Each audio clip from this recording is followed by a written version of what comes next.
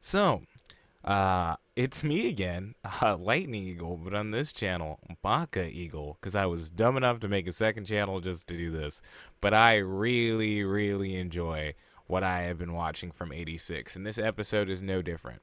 Now, you're not going to get my previous recaps. We're just going to start fresh, and hopefully, this is a new beginning to a channel that will be here for a long time. And then that way, when we look back, we'll go, oh, this is just where he started again with episode 7. I do not remember the specific title of this episode. Normally, I have to look back on them. I am currently looking at the end of or the name of the new episode, Let's Go. And I think that's a sign for us to go on today. All right. So first, we start off with the fireworks and the sad Anju. At first, because we don't see where this episode is going, I'm stuck here kind of wondering, like, okay, well, is she crying? You know, obviously because she missed Daya and it finally, like, broken her, like her shield that she had up isn't going to work. Then I think her name is Kurena. We see her look up at Shin, and Shin is talking to Vladilena at night again.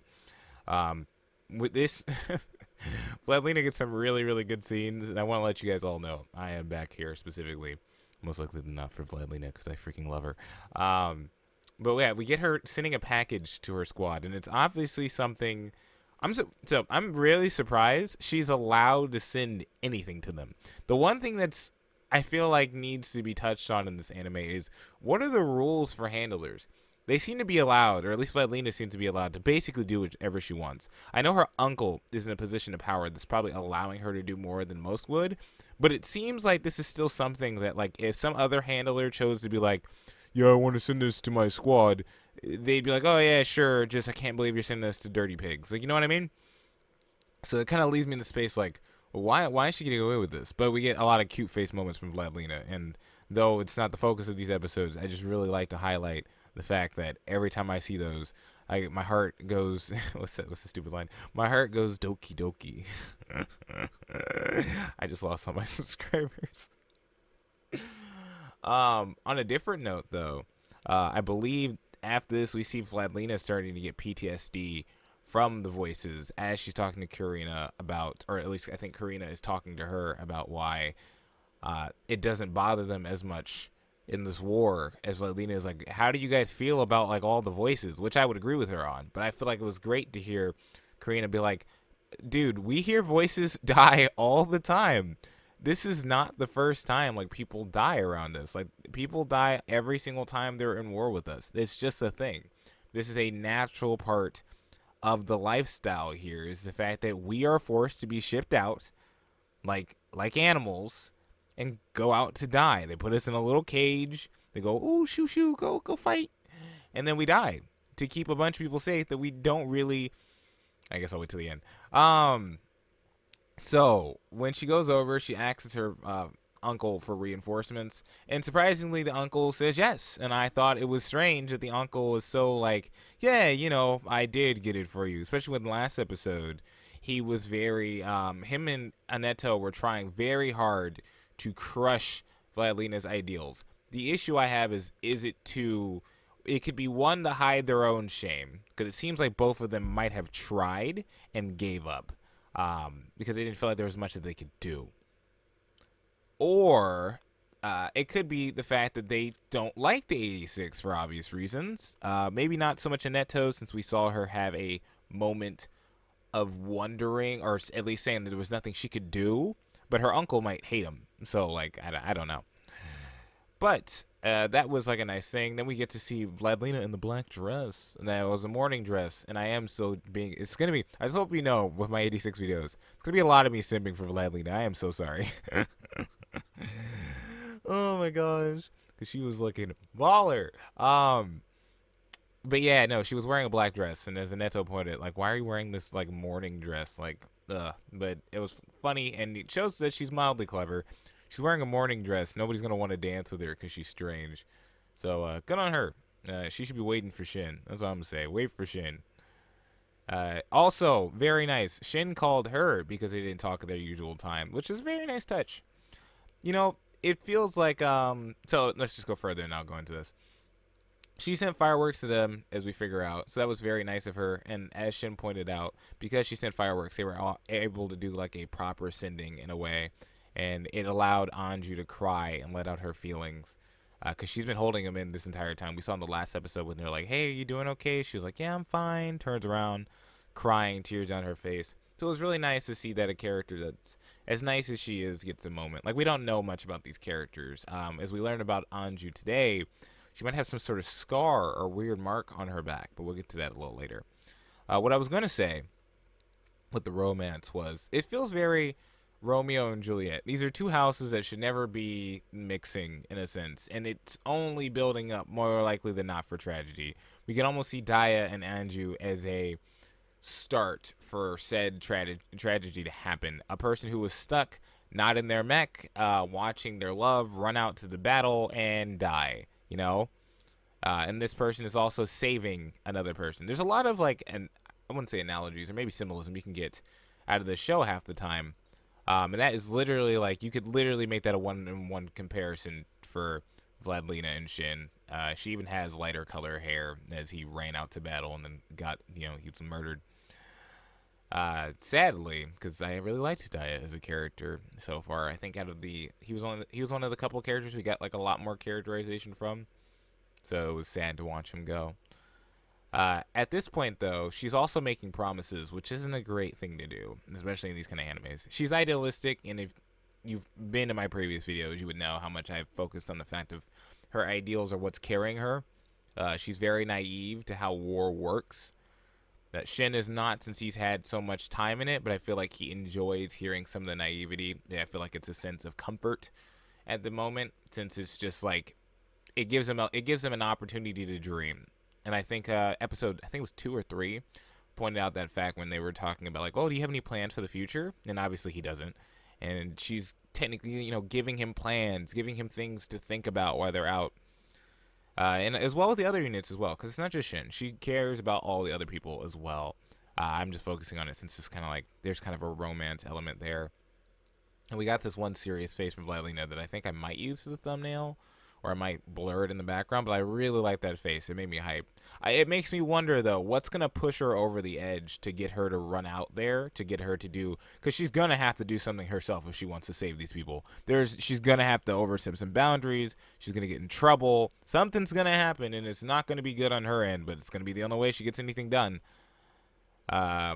So we also hear that they're getting new reinforcements. Yay, the uncle promises and goes, wow, it's wonderful. We get the flashback where we're seeing from Shin's side of them getting the fireworks and everything. So they're getting their shipments in, which is great. So you're sitting there going, oh, okay, cool. Maybe they're gotten their reinforcements and they're getting their stuff because like they're going to need it if you need to keep up the front. We see them walk into battle. The battle, they're planning out. Shin's giving his orders, and then all of a sudden we get fire raining down from the skies.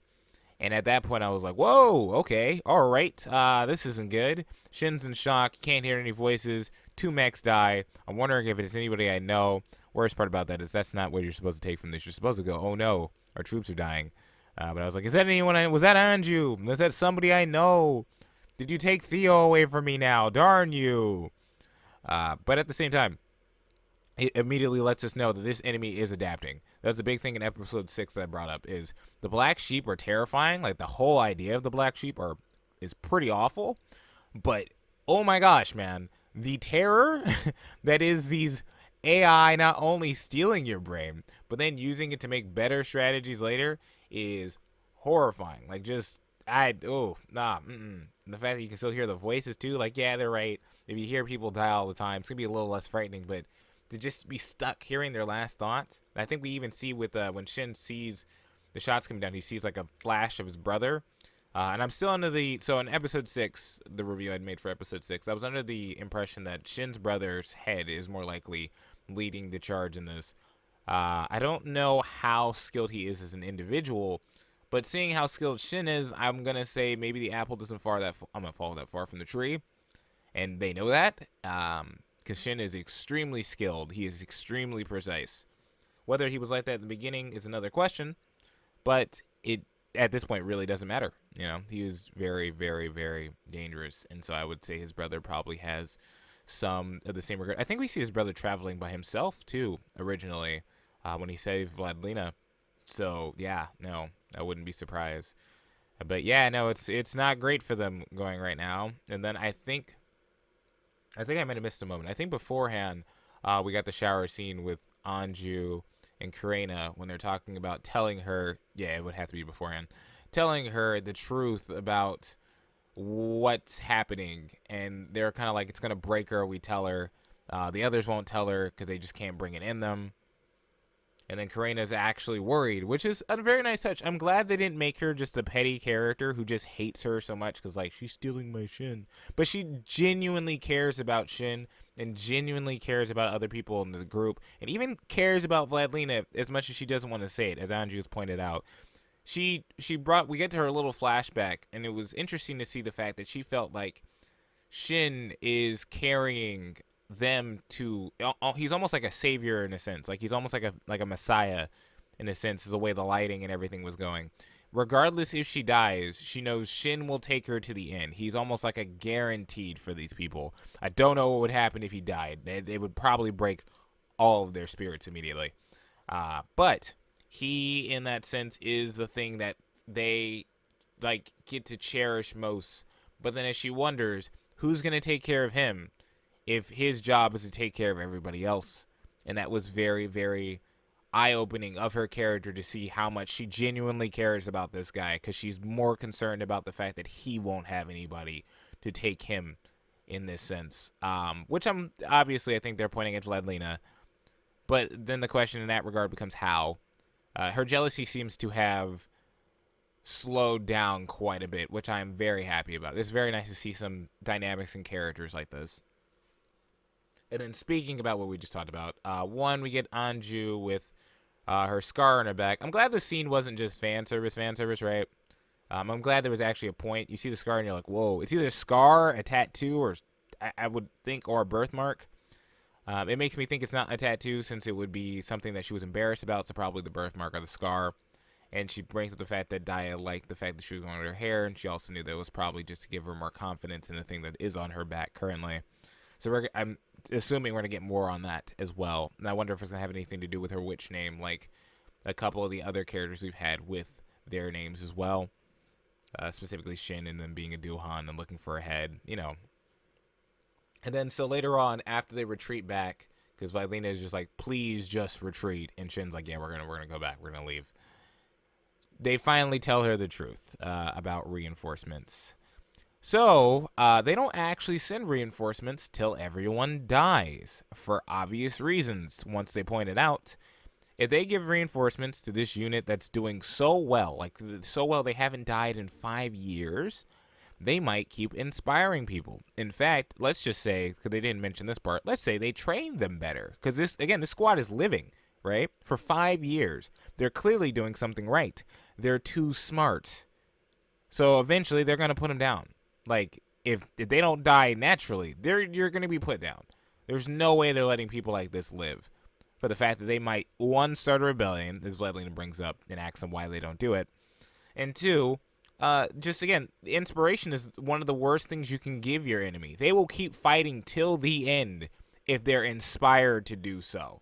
So, it's not happening. Which, it makes complete sense in that regard if you're a total awful individual who just wants people to die. But no, they're just pigs, it's whatever. And when Vladilena asks some serious questions, like, then why don't you guys just, why are you throwing your lives away? We hear the fact that they want to be better people than their captors are. They still have involvement with Alba, who were good. I feel like this message was so good without being preachy, because there's a lot of times now in our day and age where, like, the speech about being persecuted for prejudice, and I'm an African American, mind you, so so when I'm coming from this perspective, it's not like, oh, well, he just doesn't know what they're talking about. I know what they're talking about, but sometimes it's just overly preachy. Like, it doesn't do anything. You talking about how equal things should be is not the same thing as me just hanging out with friends of different cultures. Like, friends with different cultures does so much more. But I felt like this speech was well delivered for the fact that it gave that point of they're involved with people who would have been their captors but showed them kindness anyways. Every one of them individually. Even one thing we got was Shin being raised by an Alba priest. That was a thing I heard. I think I'm remembering correctly. But these people have been involved. And as I think his name is Shuga, because I always said Raiden. specifically because I really like his code name. It's really cool. But as Suga says, they just want to be better people. You don't, if you just act like scum to scum, then you're no better than them. And if they already have to die, then they might as well choose the way they want to die and remember themselves, which is very beautiful. I don't know if I completely agree with it because their captors are awful, but I can understand the fact that they don't want to. They know there's innocent people around, and they don't want to be the people to harm innocent people who weren't involved or people who did have kindness, like their own handler at the moment. It's the reason why they held back from telling her, is because they do genuinely care as much as they put up fronts for obvious reasons. One, they didn't want her to be involved. Two, she's too naive, and they can see that already. Three, they know it's going to break her. Four, their own involvements with other Alba, and it's just a lot. Like I think this anime has done a very nice job of giving us, like, even with characters that don't have much like background, because people have brought this up, and I think it was said in the King of Anime podcast with C Tactics and them. They were brought up the fact that it's like, well, we don't really know these characters. Like, we haven't been given a ton. Ben remembered, and so did I while I was watching it. But for people watching, you might not remember all these people. But I still like the fact that I can agree with these people, and I can still acknowledge their actions, and there's still a lot for me to read in it. From simple moments like Anju's tears to Karina actually having like jealousy to wanting to make sure this person's okay. Shin's dynamic, because even with Shin too, when he asks Vladilena towards the dance party, he's like, well, you still remember my brother. And this is the one person that Shin can't carry. That's the sadder part about that, and I thought it was a very nice touch, is Shin can't carry this person because he cannot remember him. Like, of all the people he could remember, the one person who's the most important to him, he cannot carry. But Vladilena can carry for him. Again, the romance writing in this is, and when you say stuff out like that, out loud like that, and it sounds that smooth, you're like, oh dang. But it's funny that Vladelena's her group of processors are just as idealistic as she is in a way. They're foolish. But I like the fact that they're all kind of foolish together. And I'm wondering if this is going to push her over the edge. Like, something's going to push her. And I don't know what she's going to do. Hopefully she doesn't just run out there, because that's also not going to be better. But if she did, I would respect her. We have to see how this is going to affect her, if the squad's going to live. Because, again, they're evolving. And at this point, they've taken out 2 other people. Again, they were 2 people that, like, they're kind of background cast. But, like, it's still bad. Like, it's still bad. So I'm very curious. Hopefully you enjoyed this. Let me know what you thought about this episode. Hopefully you enjoy this kind of podcast thing. We're going to be doing this probably a lot. Probably going to try to watch series I haven't watched before. I have a friend we're watching anime with. So that would be cool. Maybe I'll have her on to, maybe I'll invite Ben. Maybe I'll talk to Hollow on this, because I think he was going to start watching 86 and Vivi. And then this way I can watch more shows without having to edit, and I can also focus on my Genshin stuff. So hopefully you enjoy, and I'll catch you all later. Thank you for supporting me on my first video. I very much appreciate it. And have a good one. Peace. Also, Vladilena is amazing. Marry me.